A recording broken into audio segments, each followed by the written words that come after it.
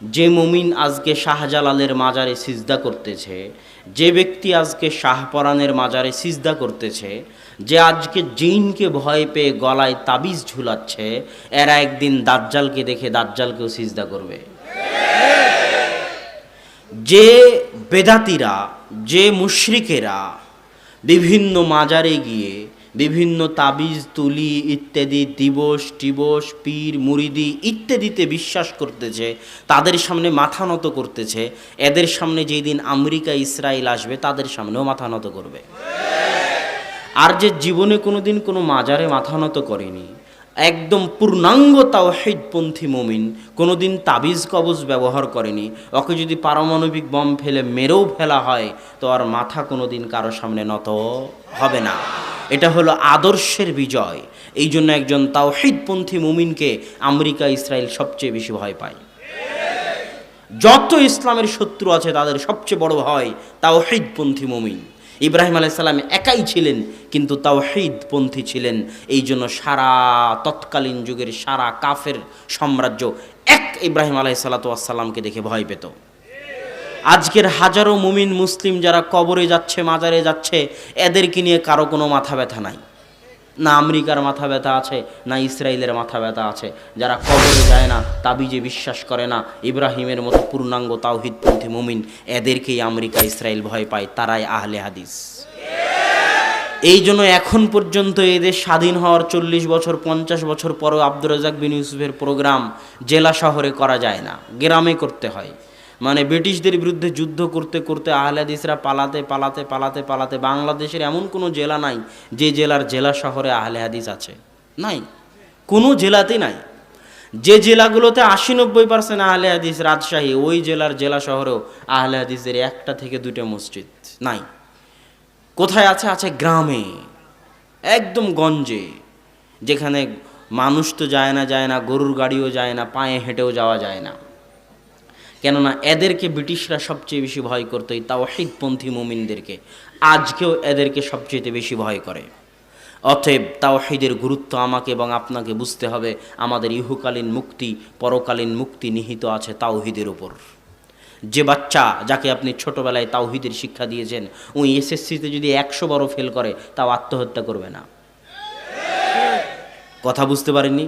সারা পৃথিবীর সব বিপদ যদি ওর মাথার উপর ভেঙে পড়ে তবুও সে আত্মহত্যা করবে না, মাঠ ছেড়ে পালাবে না। কেননা সে হচ্ছে তাওহীদপন্থী মুমিন। আর যার ভিতরে তাওহীদের বিশ্বাসে দুর্বলতা আছে, সামান্য বিপদে সে বিচলিত হয়ে যাবে, সামান্য ব্যর্থতায় সে আত্মহত্যা করে বসবে, সামান্য বিপদে তার রাতের ঘুম হারাম হয়ে যাবে। অতএব আমাদের ইহকালীন শান্তি, পরকালীন শান্তি তাওহীদের মধ্যে নিহিত। আমাদের আত্মা যে ছটপট করে, আমাদের আত্মার যে খাবার লাগে, আমাদের শরীরের যেমন খাবার লাগে, দিনে 3 বেলা পেটে খাবার দিতে হয়, ঠিক তেমনি মানুষের আত্মায় খাবার দিতে হয়। খাবার না খেলে মানুষের আত্মা ছটপট করে। মানুষের আত্মা একজন সৃষ্টিকর্তার মুখাপেক্ষী, একজন প্রতিপালকের মুখাপেক্ষী। দলিল, যে আল্লাহকে মানতে চায় না, আল্লাহর মুখাপেক্ষী হতে চায় না, ওকে আপনি আটলান্টিক সমুদ্রে ডুবিয়ে দিন, আটলান্টিক সমুদ্রে বিমান থেকে ফেলে দিন। যেই দিকে চোখ যাবে, পূর্ব পশ্চিম উত্তর দক্ষিণ, শুধু পানি আর পানি, পানি আর পানি, পানি আর পানি। বাঁচানোর না কোনো মানুষ আছে, না কোনো খড়কুটো আছে, না কাঠ আছে, কিছুই ধরে বাঁচার নেই, কারোই নিকটে সাহায্য প্রার্থনার কিছু নেই। তখন যত বড় নাস্তিক হোক না কেন, সে আল্লাহর নিকটে হাত তুলতে বাধ্য হবে, যেমন ডুবন্ত ফেরাউন আল্লাহর উপর বিশ্বাস করতে বাধ্য হয়েছে। প্রত্যেক মানুষের আত্মা তার প্রতিপালকের নিকটে ফিরে যেতে চায়, এটা আত্মার খাদ্য। এই জন্য আল্লাহ বলেছেন, আলা বিযিক্রিল্লাহি তাতমাইন্নুল কুলুব। মানুষের আত্মাগুলো আল্লাহর স্মরণে প্রশান্তি পায়। আপনার আত্মা পাপে পাপে পাপে পাপে অত্যাচারিত, নির্যাতিত। আপনি যত দোয়া করেন, দোয়াগুলোর অনুবাদ পড়ে দেখিয়েন। রব্বানা যালামনা আনফুসানা, এই বাক্যের অর্থ কি কোনোদিন পড়ে দেখেছেন? পড়ে দেখবেন। এই বাক্যের অর্থ এটা নয় যে আল্লাহ আমি অনেক গুনাহ করেছি, ক্ষমা করে দিও। এই বাক্যের অর্থ হচ্ছে রব্বানা, হে আমাদের প্রতিপালক, জালামনা, জুলুম করেছি, অত্যাচার করেছি, আনফুসানা, আমাদের আত্মার উপর। মানে আপনি যতবার পাপ করেন ততবার কার ওপর অত্যাচার করেন? আত্মার উপর অত্যাচার করেন, এক একটা পাপের এক একটা কালো দাগ থেকে যায়। পাপ যখন বেশি হয়ে যায়, আত্মার অস্থিরতা বেড়ে যায়, আত্মার হতাশা বেড়ে যায়, আত্মার দুঃখ কষ্ট ক্লান্তি বেড়ে যায়। তখন আত্মা পালিয়ে বাঁচতে চায় পাপ থেকে। তখন ওই পাপের সাগরে হাবুডুবু খাওয়া ব্যক্তিকে হয় আত্মহত্যার মাধ্যমে পালিয়ে বাঁচতে হয়, অথবা পাপের জগৎ থেকে ফিরে তওবা করে আল্লাহকে স্মরণ করতে হয়। আর আল্লাহকে স্মরণ করা মাত্র আত্মা ঠান্ডা হয়ে যায়। আলা বিযিক্রিল্লাহি তাতমাইন্নুল কুলুব, আল্লাহর স্মরণে আত্মাগুলো প্রশান্তি পায়। আর ওই যে যারা আছে জিকির করতে গিয়ে লাফালাফি করে, আছে না? এই কুষ্টিয়া মেহেরপুর এই অঞ্চলে এই জাতীয় পীর মুরিদির প্রচলন আছে আমি জানি, যারা জিকির করে লাফালাফির মাধ্যমে, গান বাজনার মাধ্যমে, চিল্লাচিল্লির মাধ্যমে, ঘোরাঘুরির মাধ্যমে। তাহলে যেই জিকিরে আত্মা প্রশান্তি পায় না, যেই জিকিরে আত্মা লাফ দিয়ে বাসে চড়ে, ওই জিকির আল্লাহর জিকির নয়, ওই জিকির শয়তানের জিকির। কেননা আল্লাহ বলেছে আল্লাহর স্মরণ করলে আত্মা কি হয়? প্রশান্তি পায়, শান্ত হয়। তাহলে এমন জিকির যে জিকিরে আত্মা শান্ত না হয়ে লাফ দিয়ে বাসে উঠতেছে, ওই জিকির আল্লাহর জিকির নয়, ওই জিকির শয়তানের জিকির, ওই জিকির শয়তানের জিকির, ওই জিকির শয়তানের জিকির। আল্লাহ সুবহানাহু ওয়া তাআলাকে স্মরণ করলে আত্মা প্রশান্ত হবে, হতে বাধ্য। সম্মানিত উপস্থিতি, আপনি যখনই কোনো বিপদে পড়েন না কেন, আপনি যখনই কোনো বিপদে পড়েন না কেন, মানুষের জীবনে বিপদ আপদ ঘটে, বিপদ আপদ ঘটতে পারবে, আপনার জীবনেও বিপদ আপদ ঘটবে। যখনই কোনো বিপদে পড়েন না কেন, তখন বিপদে পড়া মাত্র আপনি মানুষের সাহায্য পেতে দৌড়ান। বিপদ শুরু হলেই আগে আপনি কল দেন কমিশনার সাহেবকে, মেম্বার, চেয়ারম্যান, এমপি, মন্ত্রী, মেয়রকে, আপনার পাশের বাড়ির মামাকে, পাশের বাড়ির চাচাকে, পাশের বাড়ির চাচিকে। আপনাকে যখন ফোন করে বলা হয় যে আপনার ছেলে, আপনার মেয়ে অ্যাক্সিডেন্ট করেছে, আপনি ফোন ফেলে দিয়ে তাড়াতাড়ি মেডিকেলে দৌড়ান। এটা হচ্ছে আপনার বিপদের ক্ষেত্রে জবাব, কিন্তু এটা ভুল। আপনি যদি বিপদ থেকে বাঁচতে চান, আপনি যদি বিপদ থেকে বাঁচতে চান, আপনি যদি বিপদ থেকে বাঁচতে চান, যত বড়ই বিপদ হোক না কেন, আসমান সমপরিমাণ বিপদ হোক না কেন, বিপদের সংবাদ শোনার পরে মানুষের দরবারে দৌড়ে না গিয়ে, মানুষকে সংবাদ না দিয়ে সবার আগে আল্লাহকে জানান যে আল্লাহ আমি বিপদে পড়েছি। 2 রাকাত সালাত আদায়ের মাধ্যমে সবার আগে আল্লাহর সাথে যোগাযোগ তৈরি করুন, আল্লাহর সাথে কানেকশন তৈরি করুন, আল্লাহর সাথে লিঙ্ক তৈরি করুন। পৃথিবীতে যত পীর মুরিদির ব্যবসা আছে, যত শিরক বেদাতের ব্যবসা আছে, সব শিরক বেদাতের ব্যবসা এই একটা জিনিসের উপর ভিত্তি করে দাঁড়িয়ে আছে, সেটা হচ্ছে আপনি অনেক পাপী, আপনি আল্লাহর কাছে একাই চাইতে পারবেন না। আল্লাহর কাছে চাইতে গেলে মাঝখানে একটা পীর লাগবে, মাঝখানে একটা শায়েখ লাগবে, মাঝখানে একটা সাইজি লাগবে। সাইজি বুঝেন? বাউল লালন, তাদের হচ্ছে সাইজি লাগে মাঝখানে আল্লাহর কাছে পৌঁছার জন্য, সৃষ্টিকর্তার কাছে পৌঁছার জন্য। হিন্দুদের কি লাগে? হিন্দুদের পুরোহিত লাগে। কোনো হিন্দু ডাইরেক্ট আল্লাহর সাথে কানেকশন করতে পারবে না, তাকে আগে ওই হিন্দু পুরোহিতের কাছে যেতে হবে, তার মাধ্যমে। খ্রিস্টানদের পাদ্রি লাগে। কোনো খ্রিস্টান ডাইরেক্ট আল্লাহর কাছে চাইতে পারবে না, পাদ্রির মাধ্যমে চাইতে হবে। ঠিক মুসলমানও আল্লাহর কাছে চাইতে পারবে না, মুসলমানকে হুজুর ভাড়া করতে হবে। বাপের দোয়া করার জন্য কাকে ভাড়া করতে হবে? হুজুর ভাড়া করতে হবে। দোয়া হয়ে গেছে ভাড়া করার জিনিস। নাউযুবিল্লাহ, আস্তাগফিরুল্লাহ আল আযীম। ইসলামের সবচেয়ে বড় বৈশিষ্ট্য, ইসলামের সবচেয়ে বড় বৈশিষ্ট্য, ইসলামের সবচেয়ে বড় বৈশিষ্ট্য, সৃষ্টিকর্তা আল্লাহ আপনার, আর আপনি সৃষ্টিজীব আল্লাহর, আপনি বান্দা আল্লাহর। সৃষ্টিকর্তা আল্লাহ আপনার, আপনি বান্দা আল্লাহর। আপনার এবং আল্লাহর মাঝে যোগাযোগের জন্য, কানেকশনের জন্য যত মাধ্যম দুনিয়ার মানুষ তৈরি করে রেখেছে, সব মানুষকে লাথি দিয়ে, সব কানেকশনকে লাথি দিয়ে ধূলিসাৎ করে একাই নিজের প্রতিপালকের কাছে ফিরে যান। এটাই হচ্ছে ইসলামের সবচেয়ে বড় বৈশিষ্ট্য। এই কথাগুলো বলার কারণেই হুজুরদের ব্যবসা বন্ধ হয়ে গেছে, পীরদের ব্যবসা বন্ধ হয়ে গেছে। এই জন্য তাদের মাথা নষ্ট। এটা যুগে যুগে হয়েছে, আজও হবে। আমি আপনাকে বলে যাচ্ছি, বিপদ থেকে যদি বাঁচতে চান, তাহলে আপনি সরাসরি আল্লাহর সাথে যোগাযোগ করুন। ইসলাম ভাড়াটে ধর্ম নয়। ইসলাম ভাড়া করে দোয়া করার ধর্ম নয়।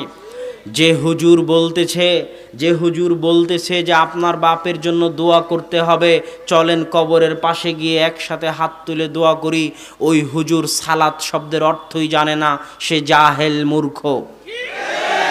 যে হুজুর বলতেছে একসাথে হাত তুলে দোয়া করতে হবে 5 ওয়াক্ত সালাতের পরে, ওই হুজুর সালাত শব্দের অর্থই জানে না, সে জাহেল মূর্খ। সে দোয়া, সালাত শব্দের অর্থই হচ্ছে দোয়া, সালাত শব্দের অর্থই হচ্ছে দোয়া। পৃথিবীতে আল্লাহর নিকটে দোয়া করার এর চেয়ে বড় মাধ্যম পৃথিবীতে আর নেই। আল্লাহর রাসূল যখন দোয়া করতে চেয়েছেন বিপদে পড়ে, তখন সালাতে দাঁড়িয়ে গেছেন।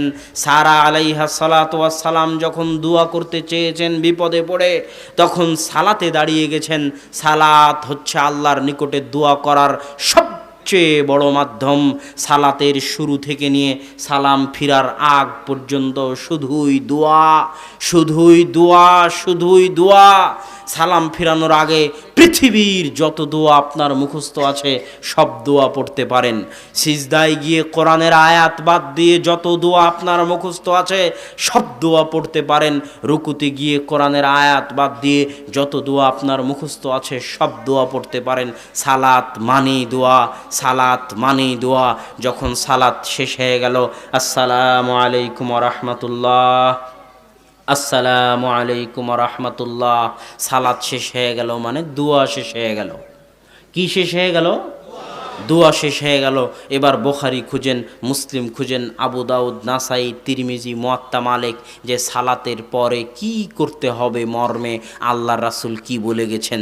সব হাদিস গ্রন্থগুলো খুঁজে দেখেন, সালাতের পরে কি করতে হবে মর্মে যত অধ্যায় আছে সব অধ্যায়ে জিকির, আজকার, তাসবিহ, তাহলিল, আল্লাহু আকবার, লা ইলাহা ইল্লাল্লাহ, আলহামদুলিল্লাহ, সুবহানাল্লাহ, নাস, ফালাক, ইখলাস, আয়াতুল কুরসি, জিকির, আজকার, তাসবিহ, তাহলিলে ভর্তি হচ্ছে।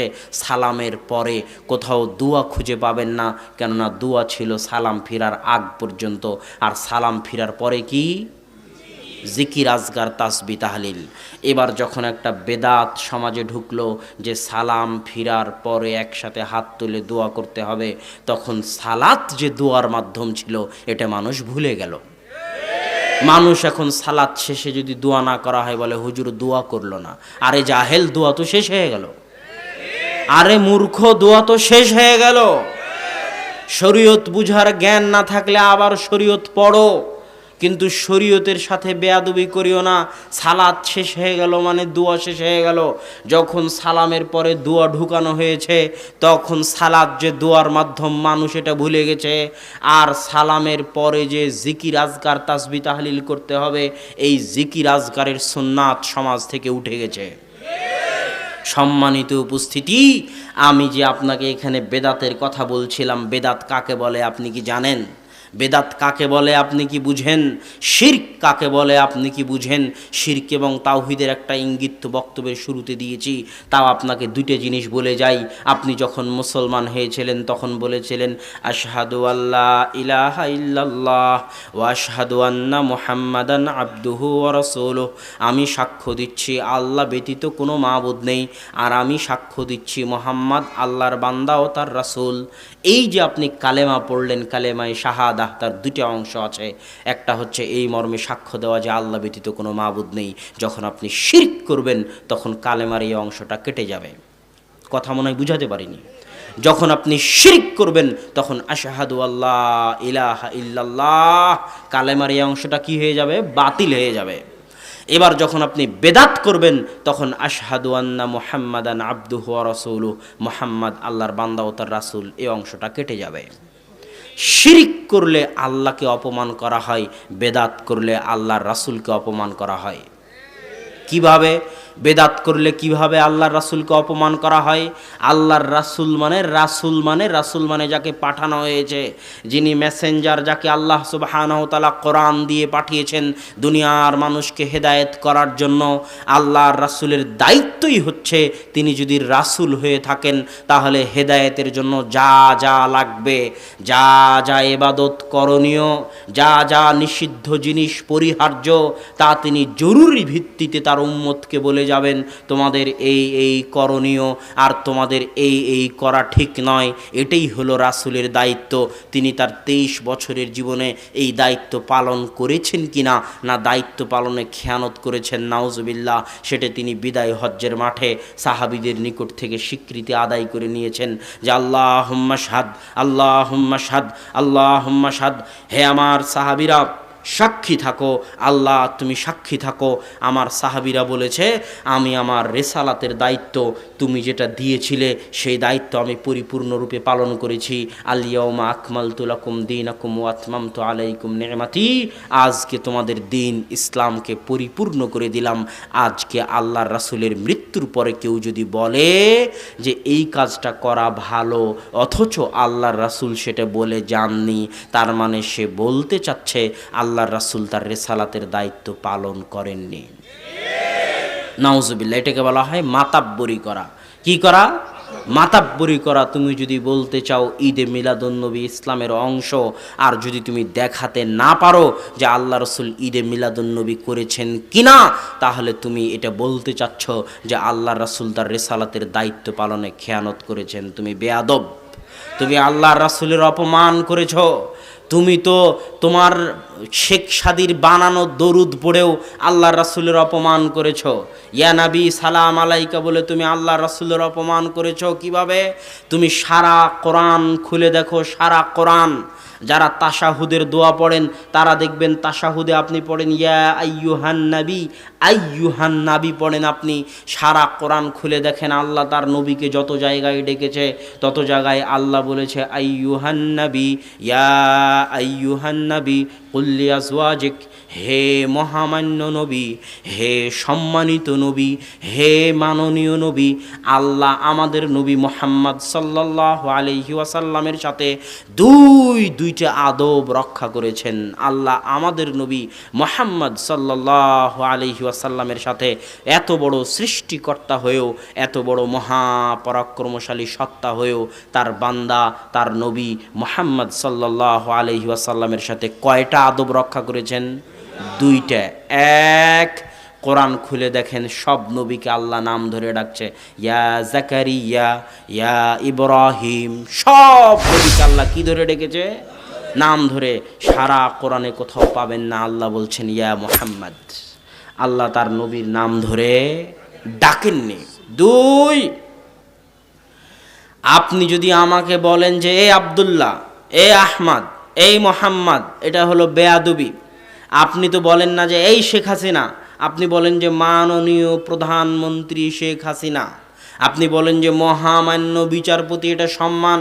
আপনি বলেন অমুক অমুক জনাব, অমুক সাহেব, শায়েখ, অমুক সাহেব, এটা বলে আপনি সম্মান দিচ্ছেন। আল্লাহ তার নবীর ক্ষেত্রে সম্মান ব্যবহার করেছে। আল্লাহ বলেননি ইয়া নবী, ইয়া নবী মানে এই নবী, ইয়া নবী মানে এই নবী, আর ইয়া আইয়ুহান নবী মানে হে মহামান্য নবী, হে সম্মানিত নবী। আল্লাহ তার নবীর সাথে আদব রক্ষা করেছে। আর এরা বলে আশেকে রাসূল, তারা নাকি আল্লাহ রাসূলের ইশকে পাগল, আর ইয়া নবী বলে আল্লাহ রাসূলের সাথে বেয়াদবি করতেছে, তার হুঁশ নাই। তাদেরকে ফিরে আসতে হবে। মুসলিম ভাই, তোমাকে লক্ষ্য করে বলতেছি, এই দরুদের মাধ্যমে তুমি প্রত্যেক দিন তোমার রাসূলকে অপমান করতেছ। তুমি আল্লাহর রাসূলকে ভালোবাসার দাবিতে মিথ্যুক। তুমি আল্লাহর রাসূলকে ভালোবাসার দাবিতে মিথ্যুক, আল্লাহর রাসূলকে ভালোবাসার দাবিতে মিথ্যুক। মুখে আশেকে নবী বললে কেউ আল্লাহর রাসূলের প্রেমিক, আল্লাহর রাসূলকে ভালোবাসে, এটা হয়ে গেল না। আল্লাহর রাসূল যা যা করেছেন হুবহু তাই তাই করার নাম হলো আল্লাহ রাসূলকে ভালোবাসা। তুমি আমাকে বলতেছো যে তুমি আমাকে ভালোবাসো, অথচ তুমি আমার প্রত্যেকটা কথা লঙ্ঘন করতেছো, তাহলে তুমি কি আমাকে ভালোবাসলে? অসম্ভব। এটা তুমি আমার অপমান করলে, এটা তুমি আমার সাথে খেলতামাশা করলে। এই কথা আল্লাহর রাসূলও বলেছে কিয়ামতের মাঠে, যখন রাসূল সাল্লাল্লাহু আলাইহি ওয়াসাল্লাম হাউজে কাউসারের পানি নিয়ে অপেক্ষায় থাকবেন, আর মুসলমানেরা হাউজে কাউসারের পানি পান করতে যাবে, তখন অজুর জায়গাগুলো চকমক চকমক করতে থাকবে, গুররান মুহাজ্জালিন। অজুর জায়গাগুলো দেখে আল্লাহ রাসূল চিনতে পারবেন এরা আমার উম্মত, তারা আসবে, পান করানো হবে, আসবে, পান করানো হবে। হঠাৎ একদল মানুষ আসবে যাদের সামনে ফেরেশতা পর্দা দিয়ে দিবে। আল্লাহ রাসূল বলবে আমি তো এদেরকে চিনি, এদের অজুর চিহ্ন দেখে চিনতে পারতেছে এরা আমার উম্মত, কেন পর্দা দিলে? তখন ফেরেশতারা বলবে আপনি জানেন না এরা আপনার মৃত্যুর পরে কি করেছে, এরা আপনার মৃত্যুর পরে আপনার দিনের মধ্যে পরিবর্ধন সংযোজন বিয়োজন করেছে। তখন আল্লাহ রাসূল বলেন সুহকান সুহকান সুহকান লিমান গায়্যারা বাদি, দূর হও দূর হও দূর হও, যারা আমার মৃত্যুর পরে আমার রেখে যাওয়া ইসলামের উপর মাতাব্বরি করেছ, বাটপারি করেছ, তারা দূর হও। আমি রিসালাতের সম্পূর্ণ দায়িত্ব পালন করে এসেছি, আমার ওপর মাতাব্বরি করার অধিকার তোমাকে দেওয়া হয়নি। যত বড় হুজুর হোক, যত বড় আলেম হোক, যদি ইসলামের মধ্যে সংযোজন বিয়োজন করতে চায় তাহলে সে আল্লাহর রাসূলকে অপমান করবে। এখানে বেদাতের সঙ্গে বুঝতে গিয়ে আর একটা কথা মনে রাখবেন, মানুষ সমাজে চলতে গিয়ে আমরা দেখি মানুষ বলে হুজুর একসাথে হাত তুলে দোয়া করা যে বেদাত, এটা কোথায় লেখা আছে দেখান। কোথায় লেখা আছে যে একসাথে হাত তুলে দোয়া করা যাবে না? হাদিস থেকে বের করে দেখান। আপনি যদি বলেন প্রত্যেক নতুন জিনিস বেদাত, তো আপনি যে মাইকে কথা বলতেছেন এটাও বেদাত, আপনি যে লাইট ব্যবহার করতেছেন এটাও বেদাত, আপনি যে মোবাইল ব্যবহার করতেছেন এটাও বেদাত। বলে না বলে না? বলে। তার জ্ঞানের অভাব আছে এই জন্য বলে। সেটা কি? ইসলাম দুই ভাগে বিভক্ত।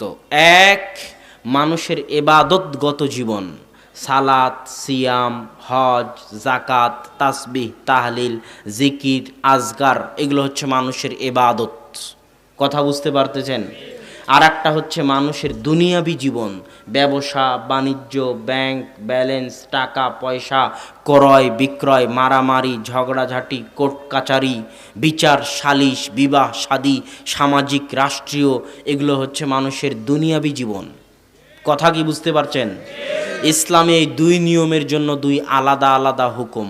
আপনি যদি আমাকে বলেন যে আব্দুল্লাহ ভাই একসাথে হাত তুলে দোয়া করা কি হালাল না হারাম, তাহলে প্রশ্নটা ভুল হবে। আপনাকে বলতে হবে একসাথে হাত তুলে দোয়া করা কি সুন্নাত না বেদাত। আপনি যদি আমাকে জিজ্ঞেস করেন আব্দুল্লাহ ভাই মদ সুন্নাত না বেদাত, মদ খাওয়া, তাহলে প্রশ্ন ভুল হবে। আপনাকে জিজ্ঞেস করতে হবে মদ খাওয়া হালাল না হারাম। তথা হালাল হারাম এই হুকুমটা সম্পৃক্ত মানুষের দুনিয়ার সাথে। কিসের সাথে? হালাল হারাম এই হুকুম সম্পৃক্ত মানুষের দুনিয়ার সাথে। আর সুন্নাত বেদাত এই হুকুম সম্পৃক্ত মানুষের ইবাদতের সাথে। হালাল হারামের ক্ষেত্রে নিয়ম হচ্ছে, হালাল হারামের ক্ষেত্রে মূলনীতি হচ্ছে আল্লাহ এবং আল্লাহ রাসূল, আল্লাহ কোরআনে, আল্লাহ রাসূল সহিহ হাদিসে যা যা নিষেধ করে গেছেন, যা যা হারাম করে গেছেন, তা বাদ দিয়ে কিয়ামত পর্যন্ত যা যা আবিষ্কার হবে সবই হালাল। কথা যদি বুঝতে না পারেন আমি আরও স্পষ্ট করি। আল্লাহ রাসূল, আল্লাহ বলেছেন কোরআনে, হুররিমাত আলাইকুমুল মাইতাহ, তোমাদের উপর মৃত জিনিসের গোস্ত খাওয়া হারাম, ওয়াদ্দাম, তোমাদের উপর রক্ত খাওয়া হারাম, ওয়ালাহমুল খিনজির, তোমাদের উপর শুকুরের গোস্ত খাওয়া হারাম। এগুলো আল্লাহ কোরআনে বলেছে। আল্লাহ রাসূল বলতেছে প্রত্যেক যে প্রাণীর থাবা আছে ওই প্রাণীর গোস্ত খাওয়া হারাম। জি মিখলাবিন, প্রত্যেক যে প্রাণীর থাবা আছে, যেমন ঈগলের থাবা আছে, যার থাবা আছে তার গোস্ত খাওয়া হারাম। জি নাবিন, যার শিকারি দাঁত আছে, মানুষের যেমন দুই দিকে উঁচা শিকারি দাঁত, এরকম প্রত্যেক যে প্রাণীর শিকারি দাঁত আছে তার গোস্ত খাওয়া হারাম। আল্লাহ রাসূল বলতেছে, আল্লাহ রাসূল বলতেছেন যারা অপবিত্র জিনিস খায়, দাজ্জালা, যারা অপবিত্র জিনিস খায়, এমন এমন মুরগি যে মানুষের গু খেয়ে মানুষ হয়, ওই রকম মুরগির গোস্ত খাওয়া হারাম। আল্লাহ রাসূল বলে গেছে যারা অপবিত্র জিনিস খেয়ে যে শরীর বড় হয়েছে, গঠিত হয়েছে, ওই রকম প্রাণীর গোস্ত খাওয়া হারাম। যারা হিংস্র প্রাণী তাদের গোস্ত খাওয়া হারাম। এভাবে আল্লাহ রাসূল বলে গেলেন। আল্লাহ এবং আল্লাহ রাসূল যা যা নিষেধ করেছেন তা আমার সামনে এখন উপস্থিত। এখন এই কয়টা বাদে কিয়ামত পর্যন্ত যত খাবার আবিষ্কার হবে। আল্লাহ রাসূলের যুগে হায়দ্রাবাদি বিরিয়ানি ছিল? আল্লাহ রাসূলের যুগে বিফ বার্গার, চিকেন বার্গার ছিল? ছিল না। কথা মনে হয় আমি বুঝাতে পারি। তো আল্লাহ রাসূল যা যা হারাম করে গেছেন তা বাদে কিয়ামত পর্যন্ত যত খাবার আবিষ্কার হবে, যার মধ্যে শুকরের গোস্ত থাকবে না, যার মধ্যে মৃত জিনিস থাকবে না, রক্ত থাকবে না, যার মধ্যে হিংস্র প্রাণীর গোস্ত থাকবে না, থাবাওয়ালা প্রাণীর গোস্ত থাকবে না, শিকারী দাঁতওয়ালা প্রাণীর গোস্ত থাকবে না, অবৈধ জিনিস থেকে গঠিত প্রাণীর গোস্ত থাকবে না, এরকম যত খাবার পৃথিবীতে আসবে, যত খাবার এলাকা ভেদে, সব খাবার কি হবে? হালাল। কথা কি এবার বুঝতে পারছেন? আল্লাহ সুবহানাহু ওয়া তাআলা ওয়াহিল্লা লাকুম, তোমাদের জন্য হালাল করে দিয়েছি ক্রয় বিক্রয়, আর তোমাদের জন্য হারাম করে দিয়েছি সুদ। ক্রয় বিক্রয়ের মধ্যে আল্লাহ এবং আল্লাহ রাসূল অনেক কিছুকে হারাম করেছেন, অনেক কিছুকে হারাম করেছেন। ওই হারামগুলো বাদে কিয়ামত পর্যন্ত যত ব্যবসা আবিষ্কার হবে, এই যে মোবাইলের ব্যবসা, মোবাইলে কথা বলা, ফ্ল্যাক্সিলোড, ইন্টারনেট, এই যে এই ব্যবসা আল্লাহ রাসূলের যুগে ছিল? মোবাইল ক্রয় বিক্রয়ের ব্যবসা আল্লাহ রাসূলের যুগে ছিল না। কিন্তু আল্লাহ রাসূল যা যা নিষেধ করে গেছেন তা বাদে যত ব্যবসা পৃথিবীতে আবিষ্কার হবে সব ব্যবসা কি হবে? হালাল হবে। আর যা নিষেধ করে গেছেন তা ঢুকতে থাকবে। কিছু উসুল, কিছু মূলনীতি আছে যা সব জায়গায় প্রযোজ্য, সব জায়গায় ঢুকবে। প্রত্যেক যে জিনিস মানুষের মাথায় মাদকতা আনে তা খাওয়া হারাম, তার অল্প খাওয়া হারাম। কিয়ামত পর্যন্ত যা যা মানুষের মধ্যে মাদকতা আনবে তা হারাম, আর যা যা মাদকতা আনবে না তা যত নতুনই হোক না কেন সেটা কি? হালাল। এবার আসি ইবাদতের ক্ষেত্রে সুন্নাত বেদাত। ইবাদতের ক্ষেত্রে তার পূর্ণ উল্টা। ইবাদতের ক্ষেত্রে আল্লাহ এবং আল্লাহ রাসূল কোরআন এবং সহিহ হাদিসে যা বলে গেছেন তার বাইরে একটা চুলও যদি কেউ বাড়াতে চায়, 32 হাত পাগড়িওয়ালা হোক, আব্দুল কাদের জিলানী হোক, বিশাল বড় ইমাম হোক, সারা পৃথিবীর সব ইমাম, সব শায়েখ, সব মৌলবি একত্রিত হয়ে যদি বলে যে জুমার সালাত 2 রাকাত নয় 3 রাকাত করতে হবে, কেননা সালাত পড়া ভালো কাজ। জুমার সালাত 2 রাকাত নয় 4 রাকাত করতে হবে, কেননা সালাত পড়া ভালো কাজ। সারা পৃথিবীর সব ইমাম, সব মৌলবি, সব হুজুর একত্রিত হয়ে যদি বলে, তবুও সেটা বেদাত হবে। আল্লাহ এবং আল্লাহ রাসূল যা করে গেছেন তার থেকে সরিষার দানা চুল সমপরিমাণ কেউ যদি বাড়াতে চায় তাহলে সে বেদাত করবে। একটা জিনিস মনে রাখবেন, পাক ভারত বাংলাদেশে সবচেয়ে ভ্রান্ত যে জিনিসটা মানুষ ছড়ায় সেটা হচ্ছে, এতই যখন আপনারা বেদাত করেন তাহলে মানুষ আমল করবে কি? সবই তো আপনারা বেদাত করে দিয়েছেন। বলে না? আল্লাহ সুবহানাহু ওয়া তাআলা কোরআনে বলতেছেন, লিয়াবলুয়াকুম আইয়ুকুম আহসানু আমালা। আল্লাহ মানুষ জিন সৃষ্টি করেছে, জীবন মৃত্যু সৃষ্টি করেছে এটা দেখার জন্য কে তোমাদের মধ্যে উত্তম আমল করে। আপনারা এই পাশে কথা বলতেছেন কেন? কি সমস্যা? তোমাদের মধ্যে কে উত্তম আমল করে এটা আমি দেখতে চাই। আপনি সারা কোরআন খুঁজেন, যত বড় হুজুর হোক তত বড় হুজুরকে বলেন, যত বড় পীর হোক তত বড় পীরকে বলেন যে ভাই সারা কোরআন খুঁজে একবার একটু দেখান তো যে আল্লাহ বলেছেন আমি দেখতে চাই কে তোমাদের মধ্যে বেশি আমল করে। কথা মনে হয় বুঝাতে পারিনি। সারা কোরআন খুঁজলে কোথাও পাবেন না যে আল্লাহ বলছে আমি দেখতে চাই তোমাদের মধ্যে কে অধিক আমল করে, পাবেন না। এটা আপনার কাছে আশ্চর্য মনে হলো, এটাই সত্য। কি করবো, এটা সত্য যে সারা পৃথিবীর সব হুজুরকে খুঁজতে লাগান কোরআন আর হাদিস, কোথায় আল্লাহ বলেছে যে আমি দেখতে চাই কে তোমাদের মধ্যে অধিক আমল করে। সারা কোরআন খুঁজেন, আল্লাহ বলবেন খালি মান্না আমিলা আমালান সালেহ, কে তোমাদের মধ্যে উত্তম আমল করে, কে তোমাদের মধ্যে সৎ আমল করে। কোরআন শুধু সৎ আমল আর উত্তম আমলে ভর্তি হয়ে আছে, কোথাও আল্লাহ বলেনি কে অধিক আমল করে। কেননা 1000 রাকাতও যদি হুজুর সালাত আদায় করে 20 রাকাত দূরে থাকে, আরে বেটা তুই 1000 রাকাত তারাবির সালাত আদায় করো সারা রাত্রে, কিন্তু 1000 রাকাত তারাবিতে যদি ইখলাস না থাকে, আল্লাহর রাসূলের সুন্নাত না থাকে, তাহলে 1000 রাকাত সালাত উপকার করা তো দূরের কথা, জাহান্নামে নিয়ে চলে যাবে। এই জিনিসটা কিন্তু মানুষ বুঝে না যে আপনি ইবাদত করলেন, একসাথে হাত তুলে দোয়া করলেন, তো এটা তো আপনার কোনো কাজে আসলো না, উল্টা আবার এটা কোথায় নিয়ে চলে যাবে? আপনাকে জাহান্নামে নিয়ে চলে যাবে। এটা মানুষকে বুঝতে হবে। অধিক আমল আমাদের উদ্দেশ্য নয়, আমাদের উদ্দেশ্য হচ্ছে 1 রাকাতও যদি আদায় করো, ওই 1 রাকাত আল্লাহর সন্তুষ্টির জন্য করো, আল্লাহর রাসূলের সুন্নাত অনুযায়ী করো, তাহলে ওই 1 রাকাত সালাতই তোমাকে জান্নাতে নিয়ে চলে যাবে। একটা সিজদা যদি সঠিকভাবে হয় আল্লাহর সন্তুষ্টির উদ্দেশ্যে ইখলাসের সাথে এবং আল্লাহ রাসূলের সুন্নাত অনুযায়ী, তাহলে একটা সিজদা আপনাকে জান্নাতে নিয়ে চলে যাবে।